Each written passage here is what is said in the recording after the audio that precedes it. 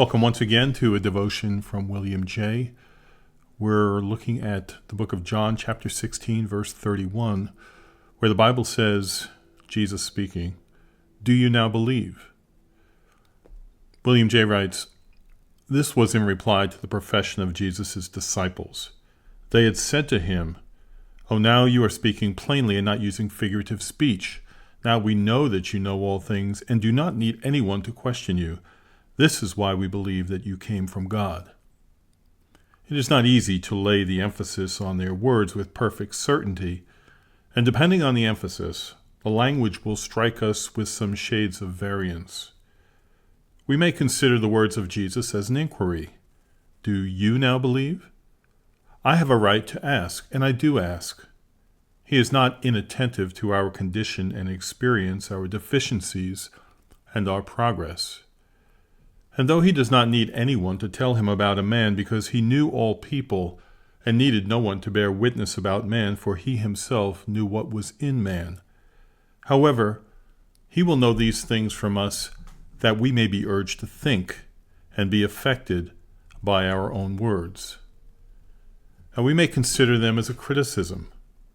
Do you now believe? You ought to have believed long ago, yet it would seem, according to your own statement, you have not. That is, as you ought to have done and as you might have done.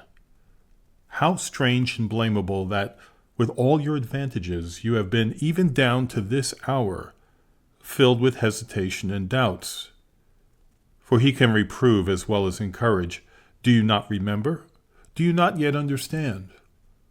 After his resurrection, he upbraided them with their unbelief and hardness of heart. And also, we may consider them as a check to presumption. Do you now believe?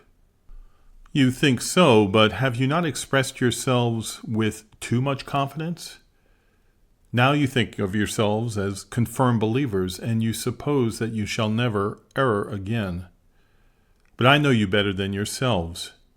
Imagination is not reality, and events will prove that you have much less faith than you now think you do. Behold, the hour has come that you shall be scattered, every man to his own, and shall leave me alone. There is a difference between hypocrisy and instability.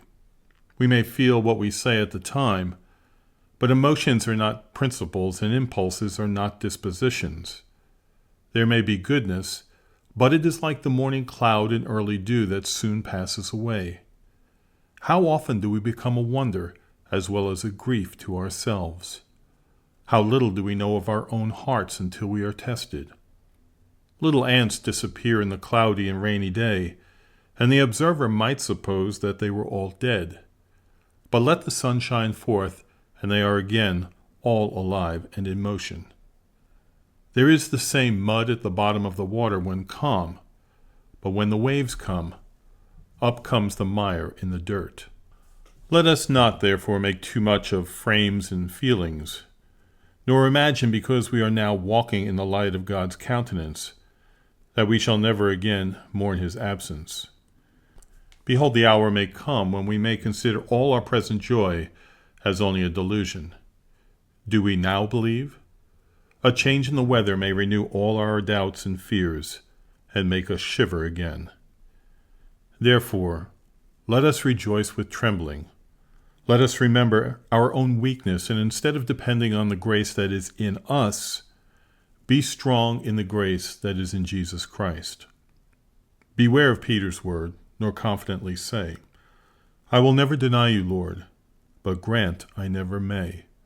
Man's wisdom is to seek in his strength alone, and even an angel would be weak that trusted in his own. Thanks for listening. You can find many more articles, recorded books, booklets, sermons, and devotions, all from famous preachers and teachers of the past, on YouTube, the web, or Apple Podcast, by entering Cherish Ephesians 6:4 in the search bar.